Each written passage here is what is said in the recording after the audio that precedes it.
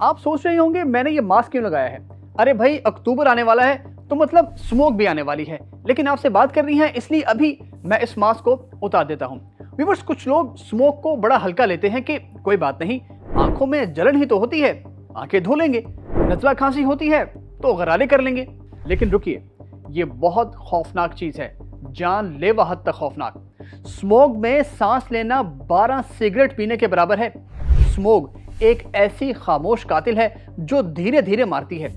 फौरी तौर पर उसके असरात नजर नहीं आते, लेकिन ये किसी भी शख्स को मूजी मर्ज में मुब्तला कर सकती है, जैसे फेफड़ों का खराब होना या कैंसर।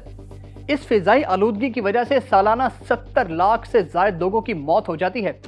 अब चौंके ना, वीडियो में आगे चलकर हम आपको ग्रेट लंदन स्मोक का भी बताएंगे कि उसने किस कदर तबाही मचाई थी। सो अपनी सीट की पेटी बांध लीजिए।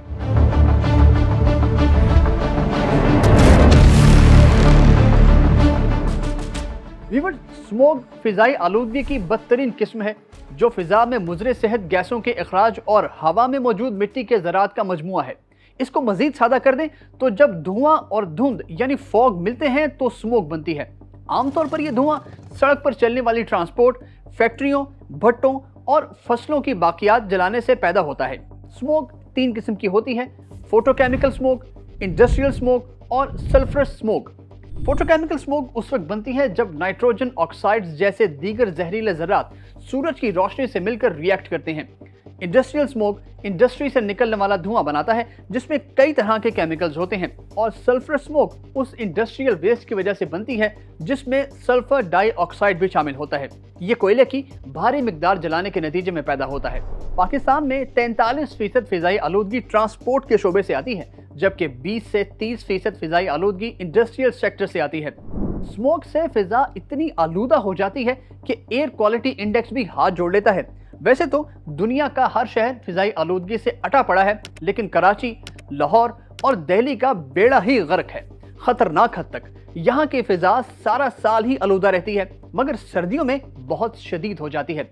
WHO के मुताबिक 24 घंटों के दौरान किसी भी शहर या इलाके की फिजा में मौजूद PM 2.5 ज़रात की तादाद 25 माइक्रोग्राम फी क्यूबिक मीटर से ज्यादा नहीं होनी चाहिए, जबकि पाकिस्तान की एनवायरमेंटल प्रोटेक्शन एजेंसी ने यह तादाद 35 माइक्रोग्राम फी क्यूबिक मीटर मुकर्रर की है। हमारी फिजा में बहुत छोटे छोटे ना नजर आने वाले ज़रात होते हैं जिनको PM 2.5 कहते हैं। ये इतने छोटे होते हैं कि न सिर्फ सांस के जरिए जिस्म में दाखिल हो जाते हैं, बल्कि रगों के जरिए हमारे खून में भी शामिल हो जाते हैं। स्मोक का जिक्र हो रहा है तो द ग्रेट लंदन स्मोक का भी होगा। ये बात है सन 1952 की, जब लंदन में स्मोक ने तबाही मचा दी थी। एक तो मौसम बहुत खराब था जिसकी वजह से कई दिन तक पूरे लंदन पर अंधेरा छाया रहा, साथ में स्मोक। एक अंदाजे के मुताबिक द ग्रेट लंदन स्मोक में 12,000 लोगों की मौत हो गई थी। उसमें ज्यादा अमवात सांस की बीमारियों से हुई थी। उसके बाद से बरतानिया की हुकूमत और कई मगरबी ममालिक ने फिजाई आलूदगी पर काबू पाने की प्लानिंग शुरू कर दी। 1955 में अमेरिका ने एयर पोल्यूशन एक्ट बनाया। 1956 में बरतानिया ने क्लीन एयर एक्ट बनाया। गुजरते वक्त और ज़रूरत के मुताबिक उसमें तब्दीलियां भी करते रहे। पाकिस्तान और इंडिया जैसे मुल्कों में भी हर गुजरते साल के साथ स्मोक की सूरत हाल बिगड़ती जा रही है। मगर इस मसले का हल क्या है? स्कूलों में छुट्टियां? पानी का छिड़काव?